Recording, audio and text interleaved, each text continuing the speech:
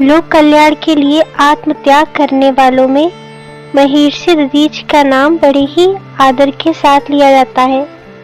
इनकी माता का नाम शांति तथा पिता का नाम अथर्वा ऋषि था। ये तपस्या और पवित्रता की प्रतिमूर्ति थे। एक बार महर्षि दधीच बड़ी ही कठोर तपस्या कर रहे थे। इनकी अपूर्व तपस्या के तेज से तीनों लोग आलोकित हो गए और इंद्र का सिंहासन हिलने लगा। इंद्र को लगा कि ये अपने कठोर तपस्या के द्वारा इंद्र पद छीनना चाहते हैं। इसीलिए उन्होंने महर्षि की तपस्या को खंडित करने के उद्देश्य से परम रूपवती अलम्बुसा अप्सरा के साथ कामदेव को भेजा। अलम्बुसा और कामदेव के अथक प्रयत्न करने पर भी महर्षि अविचल रहे। अंत में विफल मनोरथ होकर दोनों इंद्र के पास लौट गए। कामदेव और अप्सरा के निराश होकर लौटने के बाद इंद्र ने महर्षि की हत्या करने का निश्चय किया और देवसेना को लेकर महर्षि दधीच के आश्रम पहुंचे। वहां पहुंचकर देवताओं ने शांत और समाधिस्थ महर्षि पर अपने कठोर अस्त्र शस्त्रों का प्रहार करना शुरू कर दिया। देवताओं द्वारा चलाए गए अस्त्र शस्त्र महर्षि तपस्या के अभेद दुर्ग को न भेद सके और महर्षि अविचल समाधिस्थ बैठे रहे। इंद्र के अस्त्र शस्त्र भी उनके सामने व्यर्थ हो गए। हार कर देवराज स्वर्ग लौट आए।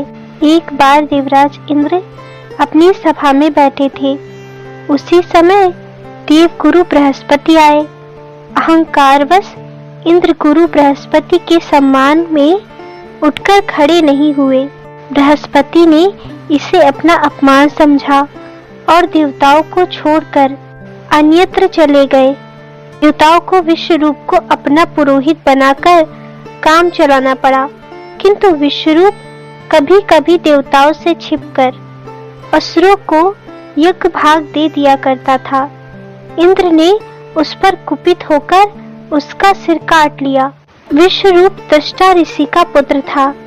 उन्होंने क्रोधित होकर इंद्र को मारने के उद्देश्य से महाबली वत्सासुर को उत्पन्न किया।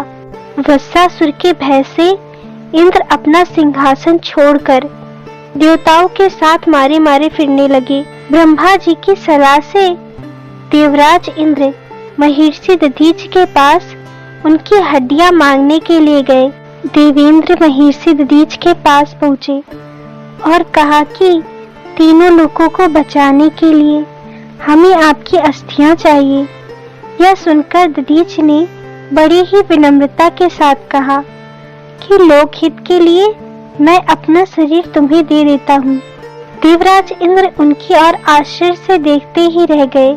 दधीच ने अपना शरीर लोकहित के लिए त्याग दिया था, क्योंकि वह जानते थे कि शरीर नश्वर होता है, इसे एक न एक दिन मिट्टी में मिलना है।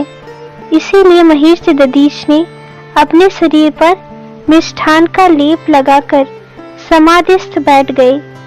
दधीच के शरीर को कामधेनु ने चाटना आरंभ किया। कुछ ही समय बाद महर्षि के शरीर से त्वचा, मांस और मज्जा अलग होने लगी। मानव देह स्थान पर बस उनकी अस्थियां ही बची रह गई।